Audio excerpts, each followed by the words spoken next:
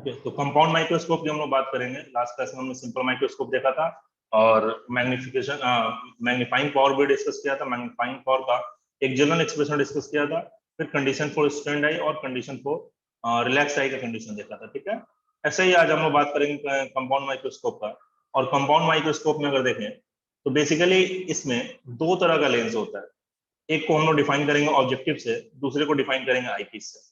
IPS define करेंगे जो कि हमारे आई के काफी करीब हो, जिसके थ्रू हम लोग फाइनली इमेज फॉर्मेशन को डिस्कस करेंगे। ये आईपीएस कहलाएगा। और एक ऑब्जेक्टिव होगा जिसमें इस ऑब्जेक्टिव वाले लेंस के करीब हमारा ऑब्जेक्ट होगा। और बेसिकली हमें करना क्या है कि ऑब्जेक्ट का पोजीशन को हमें ऑब्जेक्टिव लेंस से इस तरह से रखना है सच दैट इस इमेज का इस ऑब्जेक्ट का ए बी ऑब्जेक्ट का एक magnified image A dash B dash बने। तो इसके लिए कंडीशन ये होना चाहिए कि ऑब्जेक्ट का पोजीशन एफ और 2f के बीच में होना चाहिए। ये ऑब्जेक्ट पोजीशन लेंस से अगर बात करें, ऑब्जेक्टिव लेंस से अगर बात करें, तो ऑब्जेक्ट पोजीशन का वैल्यू इसके फोकल लेंथ और 2f के बीच होना चाहिए, जिसके कारण ये इमेज आगे 2f के पीछे और इंफिनिटी के बीच में कहीं बनाएगा और ये इमेज इन्वर्टेड इमेज बनेगा। ठीक है, एबी का इन्वर्टेड इमेज पर थोड़ा सा मैग्नीफाइड इमेज बनेगा। ठीक है, लेकिन जो इमेज फॉर्मेशन होगा तो इसके बाद से रे यहाँ रुकेगा नहीं, ये रे फर्दर आगे कंटिन्यू करेगा और फिर से इसे एक और लेंस मिलने वाला आईपीएस।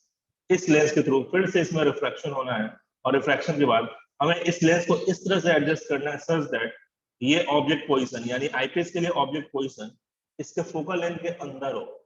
ठीक है, पोल और फोकल लेंथ के बीच में अगर ये ऑब्जेक्ट पोजीशन रहा, यानी आईपीएस के लिए ऑब्जेक्ट पोजीशन को अगर मैं यूई से डिफाइन कर रहा हूं तो यूई का वैल्यू अगर इसके फोकल लेंथ से कम रहा तो निश्चित रूप से इस ऑब्जेक्ट का फर्दर मैग्नीफाइड इमेज पीछे की तरफ A double dash B double dash बनेगा। सारे लोग एग्री कर रहे हो इस बात से? फिर से एक बार हम लोग ध्यान देंगे। मैंने कहा कि अगर कोई ऑब्जेक्ट पोजीशन सबसे ज्यादा इंपॉर्टेंट है हमारे पास। ये जो कंपाउंड माइक्रोस्कोप होता है ये कंप्लीटली एडजस्टेबल होता है। इसके दोनों लेंस को हम लोग एडजस्ट कर सकते हैं। देखे होगे कभी तुम वो डायग्राम वगैरह में जो कंपाउंड माइक्रोस्कोप होता है, कंपाउंड माइक्रोस्कोप में लोग जब देखते हैं तो उसमें कुछ वो लोग सेटिंग करते हैं, कुछ आगे पीछे वो लोग चेंज करने की कोशिश करते हैं। एग्जैक्टली होता क्या है कि इससे हम लोग ऑब्जेक्टिव पोजीशन के लेंस और आईपीएस पोजीशन के लेंस को वेरी करा सकते हैं। और ये वेरिएशन इसलिए कराना है क्योंकि हमें ध्यान रखना है कि ऑब्जेक्टिव के लिए जो ऑब्जेक्ट होगा ये ऑब्जेक्ट पोजीशन इस ऑब्जेक्टिव के एफ और 2f के बीच आना चाहिए, तभी जाके इसका मैग्नीफाइड इमेज इधर बनेगा। और हमें ये इंश्योर करना है कि आईपीएस का पोजीशन ऐसा हो such that A dash B dash जो पोजीशन है वो इस आईपीएस के फोकल लेंथ के अंदर हो जाए, यानी कि एफई के पहले ही आ जाए, तभी जाके इसका फर्दर मैग्नीफाइड इमेज पीछे की तरफ बन पाएगा। तो जो अगर कोई ऑब्जेक्ट किसी कॉन्वेक्स लेंस के फोकस के पहले होता है तो इमेज का फॉर्मेशन कहाँ होगा? Same side but magnified image होगा। ठीक है, तो ए डैश बी डैश से बहुत सारे रे होंगे। लाइक दो रे तो हम लोग ऑलरेडी डिस्कस कर रहे हैं कि रिफ्रैक्शन की वजह से जा रहा है। मैं चाहूँ तो एक रे और यहाँ पे ड्रॉ कर सकता हूँ, एक रे और कुछ ऐसे जाएगा। मैं तुम्हें अभी ड्रॉ करके दिखा देता हूँ। अगर हम लोग चाहें तो एक रे ऐसा कुछ इमेजिन कर सकते हैं कि लाइक सोचो कि अगर इस ऑब्जेक्ट से एक रे अगर इसके सेंटर से पास करता हुआ जा रहा है, अगर एक रे इसके सेंटर से पास करता हुआ जा रहा है तो रे कैसा दिखाई देगा? ऐसा कुछ दिखाई देगा क्या? समथिंग लाइक ये सेंटर से जा रहा है और इसे ही जब हम पीछे ट्रेस करेंगे, जब हम इसे पीछे ट्रेस करेंगे तो ये वैल्यू आएगा बिल्कुल इस पॉइंट से होता हुआ चला जाएगा। हमें पता है कि इस पॉइंट से इनफाइनाइट नंबर ऑफ रे पास करना है, हमें पता है इस पॉइंट से इनफाइनाइट नंबर ऑफ रे पास करना है। एक रे ऐसा होगा जो कि इस पॉइंट से बिल्कुल हमारे लेंस के पोल से पास करता हुआ जाएगा। पोल से पास करता हुआ रे अनडेविएटेड रे होता है। ठीक है, पोल से पास करता हुआ रे की अगर बात करें तो ये रे बिल्कुल अनडेविएटेड होगा। तो चूंकि सारे रे रिफ्रैक्शन के बाद डाइवर्जन बिहेवियर के हैं तो आगे जाके तो कभी मीट करेंगे नहीं। ऐसे केस में इसे पीछे ट्रेस करेंगे तभी जाके इमेज का फॉर्मेशन करेगा। तो जो पोल से पास करता हुआ रे है, पोल से पास करता हुआ रे में कोई डेविएशन नहीं होगा तो इसे पीछे ट्रेस करोगे तो exactly A double dash B double dash है। ऐसे केस में अब हम लोग इसके मैग्नीफाइंग पावर को डिफाइन करेंगे। तो लेंस के केस में मैग्नीफाइंग पावर हम लोग कैसे डिफाइन करते हैं? तो मैग्नीफाइंग पावर हम लोग डिफाइन करते हैं visual angle form by image divided by visual angle form by object when kept at D. तो जो फाइनल इमेज का फॉर्मेशन हो रहा है A double dash B double dash, ये विजुअल एंगल का फॉर्मेशन करेगा इस पॉइंट पे। अगर मैं इस एंगल की बात कर लूं, ये finally visual angle form by image होगा और ये इमेज के द्वारा विजुअल एंगल का formation A double dash B double dash by V के बराबर होगा। मैं इस डिस्टेंस को चाहूं तो बोल सकता हूं कि ये वी डिस्टेंस के बराबर होगा। ये आईपीएस के कोरस्पॉन्डिंग इमेज का फॉर्मेशन हो रहा है। वैसे मैं चाहूं तो इस एक्सप्रेशन को यानी कि a double dash b double dash by b को a dash b dash by ue लिख सकता हूँ। ये लेंथ हमारे लिए ue के जैसा बिहेव करेगा, सारे लोग ध्यान से समझोगे, ये लेंथ हमारे लिए ue की तरह बिहेव करेगा। और similarly visual angle form by object को भी हम लोग रिलेट कर पाएंगे। सारे लोग समझ पा रहे हो क्या यहाँ तक? किसी को भी डाउट हो तो बताओ।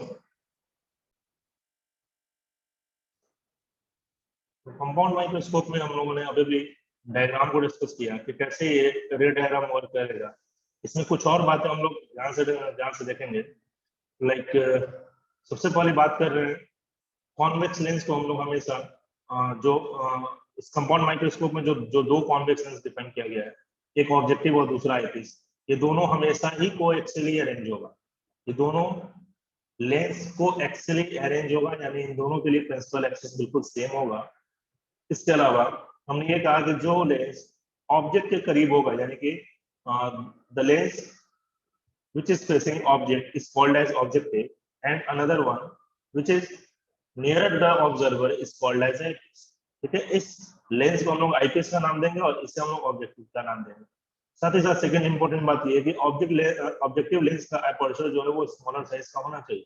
ऑब्जेक्टिव लेंस का एपर्चर इसलिए स्मॉलर साइज का होना चाहिए, बेसिकली माइक्रोस्कोप का पर्पस ये है कि हम लोग छोटे से छोटे ऑब्जेक्ट को देख सके। ठीक है, बहुत छोटे छोटे चीजों को देखा जाता है कंपाउंड माइक्रोस्कोप को यूज करते हुए। लाइक वायरस वगैरह को हम लोग चेक कर सकते हैं, देख सकते हैं, बैक्टीरिया वगैरह को देख सकते हैं इस लेंस को यूज करते हुए या फिर इस कंपाउंड माइक्रोस्कोप को यूज करते हुए। तो चूंकि ऑब्जेक्ट का साइज काफी छोटा है तो एपर्चर साइज बहुत बड़ा करने से कुछ फायदा नहीं होने वाला है। ऑब्जेक्ट काफी छोटा है, ऐसे केस में लेंस का एपर्चर साइज छोटा रखेंगे ताकि जो भी रे होगा वो थोड़ा सा फोकस्ड होगा, या फिर बोल सकते हो कि पैरेक्सियल रे की तरह बिहेव करेगा।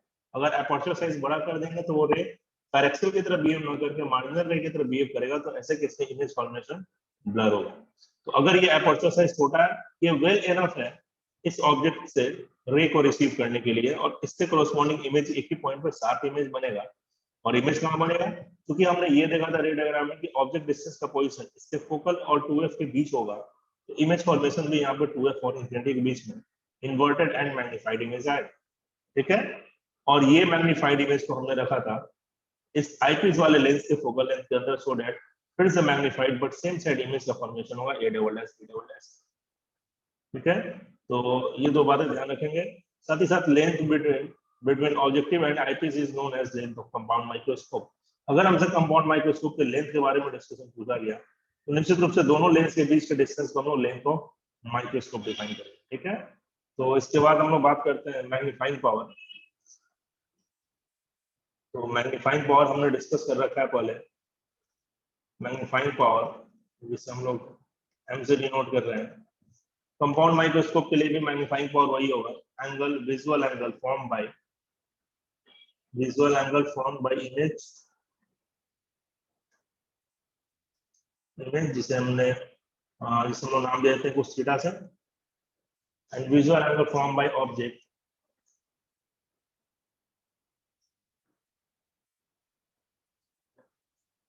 when kept at d, when kept at d। ठीक है, आई थिंक सबको समझ में आ रहा होगा ये। तो इस एंगल को मैं नाम देता हूँ थीटा नॉट। ठीक है, तो ये थीटा नॉट का वैल्यू हम लोग यहाँ पे कैलकुलेट कर रहे हैं। ओके, जब हम लोग थीटा नॉट की बात करेंगे, यानी कि visual angle form by object की बात करेंगे, तो अगर हाइट ऑफ ऑब्जेक्ट h है बाई, जब हम लोग उसे d पे रख रहे हैं तो फिर ये डिस्टेंस d की बातें होंगी, समथिंग लाइक ये डिस्टेंस d है, ये हाइट ऑफ ऑब्जेक्ट हुआ, तो ये हमारा visual angle form by object है। ठीक है, ये हमारा हाइट का। तो इस हाइट की बात करें तो ऑब्जेक्ट का हाइट यहाँ कितना है? AB के बराबर है, ये AB इससे हाइट के बराबर है, तो बेसिकली थीटा नॉट का वैल्यू आएगा AB अपॉन t। लेकिन जब थीटा की बात करेंगे, visual angle form by image की बात करेंगे, तो इस थीटा का वैल्यू आ जाएगा a double dash b double dash by VE। तो ये वैल्यू आएगा a double dash b double dash by VE, या फिर बेटर मैं इसे लिखूंगा a dash b dash by UE। ठीक है, इसे हम लोग लिख सकते हैं, मेंशन कर सकते हैं, सेम एंगल फॉर्मेशन होगा a dash b dash by UE के साथ। ठीक है, और ये a डैश b डैश और ये AB, ये दोनों भी आपस में रिलेटेड होगा। अगर मैं देखो यहाँ पे ये जो बीटा का एंगल का फॉर्मेशन गलत दे दिया, अगर मैं बीटा की बात कर लूं, अगर ये एंगल बीटा है, ध्यान से देखना, तो यहाँ पे भी एंगल बीटा का फॉर्मेशन होगा। ये बीटा इसने थोड़ा सा गलत जगह पोजिशन कर दिया है। बेसिकली सोचो कि यहाँ से जो रे इसके इस लेंस के पोल से पास करेगा, पोल से पास करता हुआ रे बिल्कुल स्ट्रेट जा रहा होगा, तो फिर उस केस में जो एंगल का फॉर्मेशन यहाँ होगा वही एंगल का फॉर्मेशन यहाँ पे होगा। ठीक है, तो अगर मैं इस एंगल को बीटा बोल रहा हूँ तो ये भी बीटा के बराबर होगा, और इस बीटा का वैल्यू हम कैलकुलेट कर सकते हैं। ठीक है, अगर मैं इस बीटा के साथ रिलेट करूं तो ए डैश बी डैश, देखो हमारे पास एक्सप्रेशन क्या है, A dash B dash by UV है, ये A dash B dash by UV का फैक्टर आया हुआ है। इस ए डैश बी डैश को हम लोग चाहें तो फर्दर रिलेट कर पाएंगे। tan बीटा का वैल्यू हमारे पास कैसा रहा होगा, tan बीटा का value A B by U के बराबर होगा, और यहां से देखेंगे तो tan बीटा का value A dash B dash by length of microscope minus F के बराबर होगा, एल माइनस एफ के बराबर होगा। ठीक है, आई थिंक ये सारी बातें समझ में आ रही होंगी।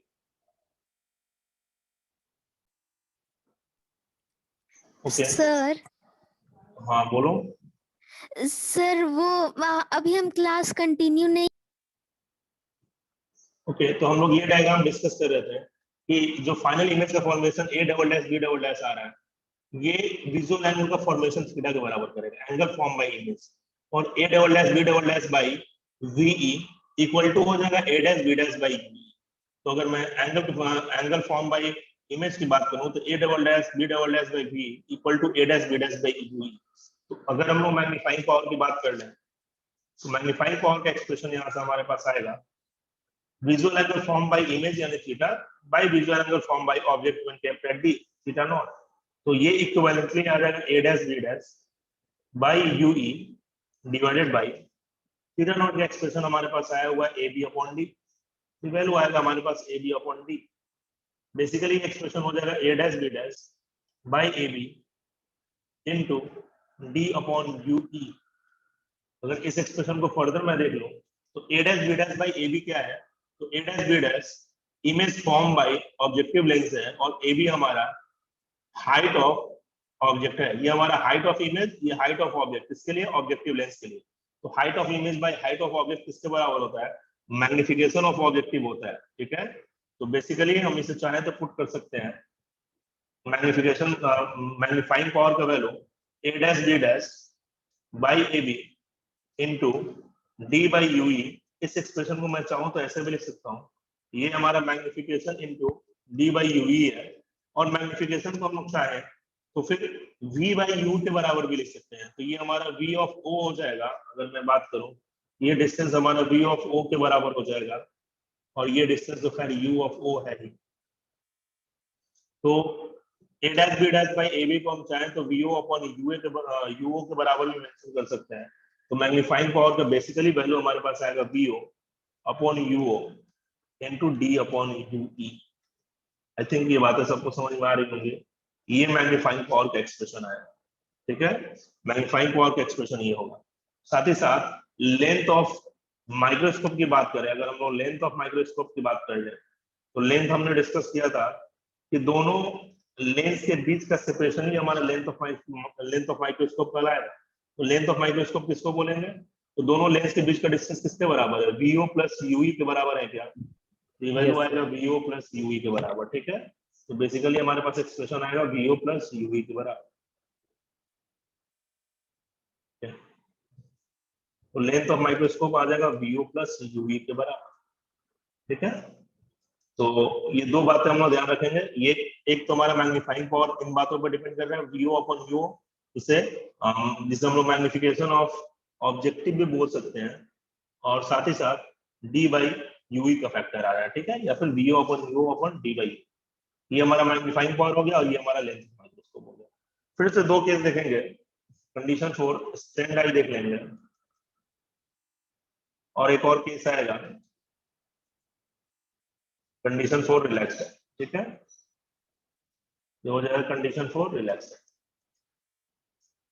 तो दोनों केस के लिए क्या क्या कंडीशन होना चाहिए, तो स्टैंड आई के लिए कंडीशन क्या होगा, स्टैंड आई के लिए फाइनली इमेज फॉर्मेशन कहाँ होना चाहिए, डी पे होना चाहिए। ठीक है, तो इमेज फॉर्मेशन कहाँ होगा, image should be formed at D, form at D. तो बेसिकली इस केस में अगर इमेज फॉर्मेशन डी पे हो रहा है तो हम लोग ऑब्जेक्टिव नहीं, हम लोग आईपीस वाले लेंस के लिए ऑब्जेक्ट डिस्टेंस कैलकुलेट कर सकते हैं, क्योंकि फाइनली इमेज कहाँ बनना है हमारा 25 सेंटीमीटर यानी डी पे। इसके लिए यूवी का रिलेशन हम लोग जरूर से निकाल सकते हैं। तो एक्सप्रेशन आएगा 1/b, बी की जगह ले लेंगे -d, plus 1 sorry minus, lens है तो माइनस ले लेंगे, तो माइनस 1/u, u के जगह भी नेगेटिव आ जाएगा, इक्वल टू कैसा हो जाएगा फोकल लेंथ ऑफ आईपीस। तो बेसिकली ये एक्सप्रेशन हमारे पास निकल के आएगा 1/ue का वैल्यू आएगा 1/fe प्लस d 1/d। तो ue का वैल्यू बेसिकली आएगा FeD/d प्लस f। ठीक है, ये हमारा ऑब्जेक्ट डिस्टेंस का कंडीशन हो गया। तो अगर ये बातें हैं तो हम लोग फर्दर इसको रिलेट कर सकते हैं। रिलेट करके हम लोग क्या लिखेंगे, तो मैग्नीफाइंग पावर की जब बात करेंगे, मैग्नीफाइंग पावर का वैल्यू हमारे पास आएगा, मैग्नीफाइंग पावर हमने देखा था VO/UO इनटू D/UE के बराबर आया था, ऐसा कुछ आया था, D/UE आया था क्या? हाँ, D/UE आया था। तो UE की जगह हम लोग क्या ले लेंगे, वापस ही एक्सप्रेशन ले लेंगे, तो वैल्यू हमारे पास बनेगा VO/UO, D UE की जगह आ जाएगा FE into D by D plus FE by D plus FE। तो D और D कैंसिल आउट होगा, तो basically VO/UO D plus FE by FE करेंगे तो 1 प्लस D/FE आ जाएगा। ये हमारा मैग्नीफाइंग पावर हो गया। किसके लिए? कंडीशन क्या होना चाहिए जब इमेज फॉर्मेशन का हमारा डी पे यानी स्टैंडर्ड कंडीशन के लिए, तो इसको हम लोग डिफाइन करेंगे MD। Similarly length of microscope यहाँ से हम लोग कैलकुलेट कर पाएंगे, तो LD का वैल्यू किसके बराबर है? तो LD हमारे पास किसके बराबर आया हुआ था? VO प्लस UE आया था, तो फिर से हम लोग इसे क्या करेंगे, VO ले लेंगे और UE, तो VO प्लस UE की जगह हमारे पास एक्सप्रेशन कैसा आया हुआ है, तो UE का वैल्यू आया हुआ है FeD/D प्लस FE, तो FeD/D प्लस FE, यही हो जाएगा आंसर हमारे पास। ये हमारा L ऑफ D हो जाएगा। समझ पा रहे हैं क्या हम लोग? Yes sir. ठीक है, तो स्टैंडर्ड कंडीशन हम लोग कैलकुलेट करेंगे। स्टैंडर्ड कंडीशन के लिए इमेज फॉर्मेशन डी पे होना चाहिए, और अगर इमेज फॉर्मेशन डी पे हो रहा है तो यूवी कैलकुलेट कर पाएंगे, आईपीएस के लिए ऑब्जेक्ट डिस्टेंस कैलकुलेट कर पाएंगे, और इसी ऑब्जेक्ट डिस्टेंस को हम लोग मैग्नीफाइंग पावर के एक्सप्रेशन में पुट करेंगे, तो फाइनली हमारे पास एक्सप्रेशन ये आता है। तो ये एक्सप्रेशन जनरल एक्सप्रेशन नहीं है, जनरल एक्सप्रेशन तो हमारे पास ये वाला है। ये एक्सप्रेशन जब इमेज फॉर्मेशन डी पे यानी स्टैंडर्ड कंडीशन की बात कर रहे हैं, इसी समय लेंथ ऑफ माइक्रोस्कोप की बात करेंगे तो ये एक्सप्रेशन इसके बराबर आएगा। लेकिन जब हम लोग रिलैक्स कंडीशन की बात करेंगे तो इमेज फॉर्मेशन कहाँ पे होगा? इमेज फॉर्मेशन की बात करेंगे, इमेज फॉर्म होगा फॉर्म एट इंफिनिटी, और अगर ये इमेज इंफिनिटी में फॉर्म हो रहा है तो निश्चित रूप से ऑब्जेक्ट डिस्टेंस ऑफ आईपीस कैसा होना चाहिए? फोकल लेंथ ऑफ आईपीस के बराबर होना चाहिए। तो मैग्निफिकेशन की बात करें, सॉरी जब मैग्नीफाइंग पावर की बात करेंगे तो VO/UO इंटू D/UE की जगह हमें क्या करना पड़ेगा? FE को पुट करना होगा। पुट कर लेते हैं FE को, तो बेसिकली एक्सप्रेशन हमारे पास बनेगा M ऑफ इंफिनिटी के लिए VO/UO, और यहाँ आ जाएगा D/FE। ठीक है, ये हमारा एक्सप्रेशन तैयार हो गया। और जब लेंथ ऑफ माइक्रोस्कोप की बात करेंगे तो लेंथ ऑफ माइक्रोस्कोप कैसा है हमारे पास? तो लेंथ ऑफ माइक्रोस्कोप की बात करें इंफिनिटी के लिए, तो हमने देखा था ये एक्सप्रेशन किसके बराबर था? तो VO प्लस UE के बराबर था। एक्सप्रेशन VO प्लस UE के बराबर था, तो बेसिकली एक्सप्रेशन आएगा VO प्लस UE के जगह हम क्या ले लेंगे? FE लेंगे, FE। ठीक है, तो ये लेंथ ऑफ माइक्रोस्कोप आ जाएगा। आई होप कि ये बातें समझ में आई होंगी। ठीक है, एक बार फिर से जल्दी से क्विक रिवीजन कर लें हम लोग। तो कंपाउंड माइक्रोस्कोप में एक ऑब्जेक्टिव लेंस होगा, एक आईपीस लेंस होगा, आईपीस के करीब हमारा ऑब्जर्वर होगा, ऑब्जेक्टिव के करीब ऑब्जेक्ट होगा जिसे ऑब्जर्व करना है। इस ऑब्जेक्ट का हाइट AB जो कि h है, यहाँ से अगर कोई रे पोल से पास कर रहा है और अगर ये सर्टेन एंगल बीटा बना रहा है तो उसी एंगल से अनडेविएटेड होकर रे जा रहा होगा। ये बीटा थोड़ा सा इनकरेक्ट हम लोग ध्यान देंगे। तो ये बीटा एंगल से रे जा रहा है और एक पैरेलल रे आके यहाँ का इमेज फॉर्मेशन करेगा। ठीक है, तो ये इमेज फॉर्मेशन कैसे डिसाइड करेंगे? तो ऑब्जेक्ट को ध्यान रखेंगे कि ये फोकस और 2f के बीच में होगा, तो ये मैग्नीफाइड इमेज इधर 2f के पीछे बनेगा। ठीक है, ऑब्जेक्टिव वाले 2f के पीछे बनेगा इमेज का फॉर्मेशन, और ये a' b' को हमें इस आईपीस को ऐसे एडजस्ट करना है कि ये a' b' इसके फोकल लेंथ के अंदर आ जाए, FE के अंदर आ जाए। तो इमेज फॉर्मेशन कहाँ होगा, पीछे कहीं जाके होगा। ठीक है, तो ऐसे केस में visual angle form by image की जब बात करेंगे, A double dash B double dash, इसके द्वारा एंगल फॉर्मेशन थीटा हो रहा है, तो A double dash B double dash by VE, या फिर हम बोल सकते हैं A dash B dash by UV. और visual angle form by object, object को जब हम लोग डी सेपरेशन पे रखेंगे तो एंगल का फॉर्मेशन यानी A B upon D, A B upon D. ठीक है, तो इन दोनों का रेशियो लेंगे इमेज बाय ऑब्जेक्ट का, तो फिर ये हमें मैग्नीफाइंग पावर दे देगा। तो मैग्नीफाइंग पावर का बेसिकली रिलेशन हमारे पास आएगा कुछ ऐसे। ठीक है, और ये मैग्नीफाइंग पावर का जनरल रिलेशन आ गया, तो लेंथ ऑफ माइक्रोस्कोप भी देख पाएंगे जो कि vu प्लस u के बराबर होगा। तो फर्दर हम दो कंडीशन के लिए जाएंगे, condition for stand I, condition for relax I. Stand आई के लिए इमेज फॉर्मेशन डी पे, तो ऑब्जेक्ट पोजीशन हमें कैलकुलेट करना होगा। ये ऑब्जेक्ट पोजीशन आई पीस के लिए कैलकुलेट होगा, तो यूवी का वैल्यू निकल के आ रहा है। इसे यूवी को अगर हम लोग इस एक्सप्रेशन में पुट करें मैग्नीफाइंग पावर में, तो एम ऑफ डी निकल के आएगा, जब इमेज फॉर्मेशन डी पे हो रहा है, स्टैंड आई कंडीशन हो रहा है। सिमिलरली लेंथ ऑफ माइक्रोस्कोप भी vu प्लस uv के बराबर होगा। और अगर इसी तरह रिलैक्स आई कंडीशन की बात करें, तो यूवी का वैल्यू एफ के जैसा होना चाहिए, तभी इमेज फॉर्मेशन इंफिनिटी पे होगा। तो ये एम ऑफ इंफिनिटी निकालेंगे तो यूवी की जगह एफ ले लेंगे, और लेंथ ऑफ इंफिनिटी, तो फिर ये वैल्यू vu प्लस एफ के बराबर है। आई होप कि ये बातें तुम्हें समझ में आई होंगी। ठीक है।